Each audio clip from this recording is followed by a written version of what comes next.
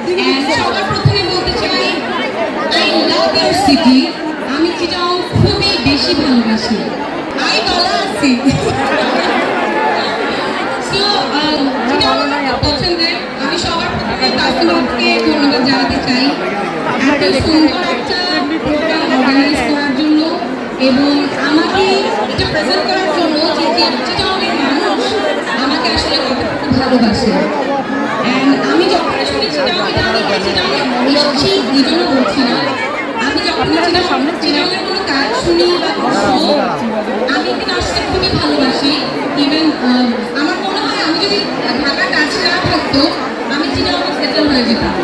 Because I really love the city. আপু বিয়ে করবেন কবে? Thank you so much for everyone. সবাইকে আসলে ধন্যবাদ জানাতে চাই। আর একটি কথা না বলে বিয়ে করবেন কবে? থেকে নারী উদ্যোক্তা এই ওয়ার্ডটা আমার কাছে অনেক ভ্যালুয়েবল।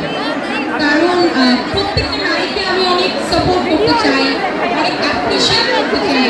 বিকজ এমন একটা সময় ছিল যে নারীরা আসলে করতে পারে এটা মানুষ খুব অবাক হয়ে যেত। কিন্তু আমার এখন বাংলাদেশে সরি অল দ্য গাইজ পুরুষের চেয়ে এখন নারীরা বেশি সাকসেসফুল।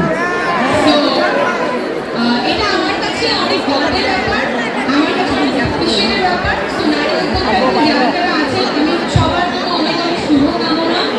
আপনারা আরো অনেক অনেক দূরে এগিয়ে যান। Thank you so much.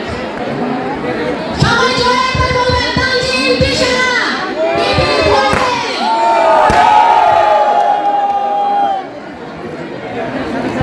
এবং এই মুহূর্তে সবাই একটু পজিশনে থাকবেন। যে মানুষটা আমাদের জন্য এত কষ্ট করে, এত হার্ড ওয়ার্ক, এত ভাবে যে মানুষটা এত কিছু করে সেই মানুষটা